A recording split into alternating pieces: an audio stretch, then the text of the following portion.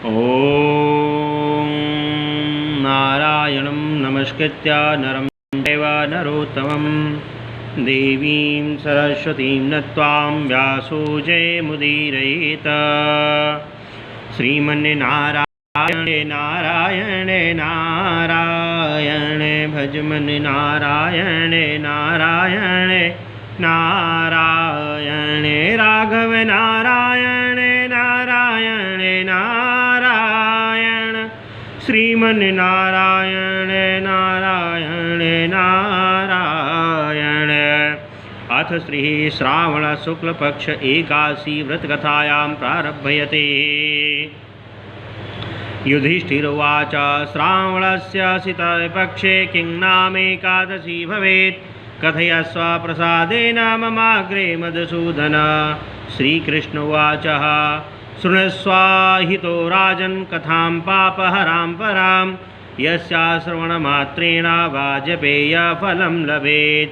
द्वापरस्य युगास्यादौ पुरा महिष्मतीपुरे राजा महिजिताख्यातो राज्यं पालयस्य यति स्वयं महा। युधिष्ठिरोवाच युधिष्ठिर जी बोले कि हे मधुसूदन, श्रावण शुक्ल पक्ष की एकादशी का क्या नाम है, सो कृपा करके मुझसे कहिए। श्री कृष्ण बोले, हे राजन, ये कथा पापों को हरने वाली है, इसको सावधान होकर सुनो। इसके सुनने से वाजपेय यज्ञ का फल प्राप्त होता है। प्राचीन समय में द्वापर युग के प्रारंभ में माहिष्मपुरी में महिजित नाम का राजा राज्य करता था। उसके पुत्र नहीं था, इससे उसको राज्य में सुख नहीं मिलता था। बिना पुत्र के इस लोक और परलोक में सुख नहीं होता है। पुत्र की प्राप्ति के लिए उपाय करते हुए उस राजा का समय बीत गया, परंतु सब सुखों को देने वाला पुत्र उसके यहाँ नहीं हुआ। अपनी वृद्धावस्था को देखकर राजा को बहुत चिंता हुई। सभा में बैठकर प्रजा के मनुष्यों को से बोला कि हे मनुष्य, इस जन्म में मैंने कोई पाप नहीं किया। इस अन्याय से पैदा हुए धन भी मेरे खजाने में नहीं है। ब्राह्मण और देवताओं का धन भी मैंने कभी नहीं लिया। दूसरे की धरोहर भी मैंने नहीं मारी है, क्योंकि इससे बड़ा पाप होता है। पुत्र की तरह प्रजा को मैंने पालन किया है, धर्म से पृथ्वी को विजय किया है। दुष्टता करने पर भ्राता और पुत्र के समान मनुष्यों को भी दंड दिया है। शत्रु यदि सज्जन हो तो उसका भी मैंने पूजन किया।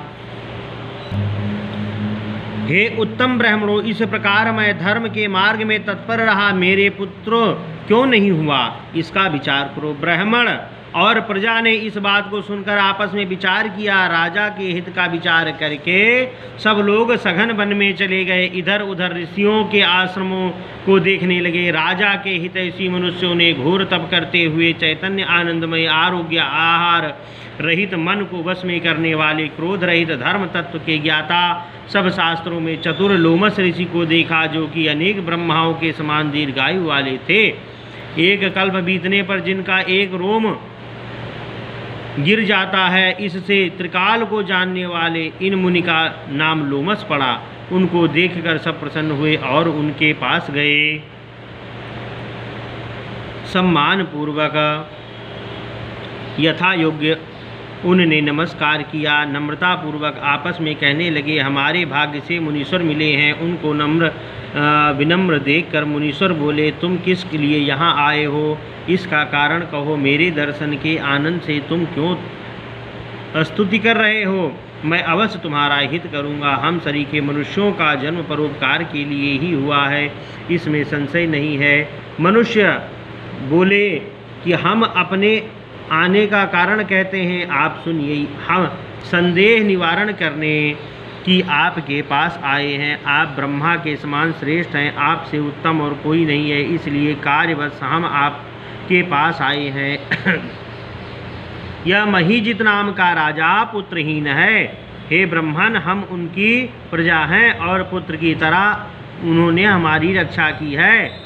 उनको बिना पुत्र के देखकर उनके दुख से हम दुखी हैं, सो दृढ़ विचार करके हम तप करने को यहाँ आए हैं। हे द्विजोत्तम, उसके भाग्य से ही हमको आपके दर्शन हो गए हैं। बड़ों के दर्शन से मनुष्यों के कार्य सिद्ध हो जाते हैं। हे मुने, ऐसा उपदेश कीजिए जिससे राजा के पुत्र हो। इस प्रकार उनका वचन सुनकर मुनीश्वर थोड़ी देर ध्यान करने लगे। उस राजा के पहले जन्म का वृतांत जानकर मुनीश्वर बोले, पहले जन्म में यह राजा निर्धन और क्रूर था और वैश्य था। एक गांव से दूसरे गांव में जाकर व्यापार करता था। एक समय ज्येष्ठ मास के शुक्ल पक्ष की द्वादशी के दिन मध्याह्न के समय गांव के समीप एक प्यास से व्याकुल हो गया। वहां सुंदर जलाशय को देखकर जल पीने का विचार किया। वहां हाल ब्याई हुई गौ बछड़े समेत जल पीने को आई। वह प्यास और धूप से व्याकुल थी। वह उसका जल पीने लगी। उस वैश्य ने जल पीती हुई गौ को हटाकर आप जल पिया। उसी पाप से राजा पुत्रहीन हुआ। पहले जन्म के किए हुए पुण्य से निष्कंटक राज्य तो मिला। वे मनुष्य बोले कि हे मुनि, पुराणों में सुना जाता है कि पुण्य के प्रभाव से पाप दूर हो जाता है। इसलिए पुण्य का उपदेश दीजिए जिससे पाप का नाश हो और आपकी कृपा से इनके पुत्र हो। लोमस ऋषि बोले, श्रावण शुक्ल पक्ष में पुत्रदा नाम की एकादशी है, जिसको पवित्रा एकादशी भी कहते हैं। उसका व्रत न्याय और विधि पूर्वक करो। रात्रि में जागरण करो। उसका निर्मल पुण्य राजा को दे दो। ऐसा करने से निश्चय राजा के पुत्र होगा। इस प्रकार लोमस ऋषि के वचन सुनकर और उनको प्रणाम करके प्रसन्न हो सब अपने अपने घर चले गए। श्रावण आने पर लोमस ऋषि की बात याद करके सब लोगों ने राजा सहित श्रद्धा पूर्वक व्रत किया। द्वादशी के दिन अपना पुण्य राजा को दिया। पुण्य के व्रत को पुण्य को देते ही रानी ने सुंदर गर्भ धारण किया। प्रसव का समय आने पर सुंदर पुत्र उत्पन्न हुआ। हे नृपश्रेष्ठ, इस प्रकार यह पुत्रदा नाम की एकादशी प्रसिद्ध है। इस लोक और परलोक का सुख चाहने वालों को इसका व्रत करना चाहिए।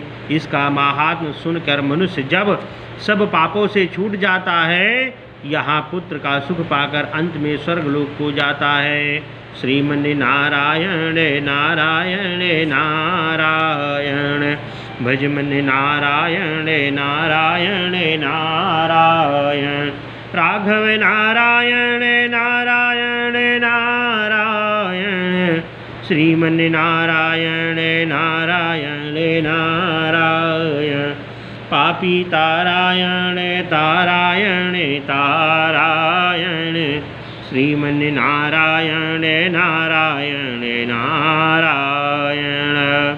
प्रेम से वृंदावन बिहारी लाल की जय।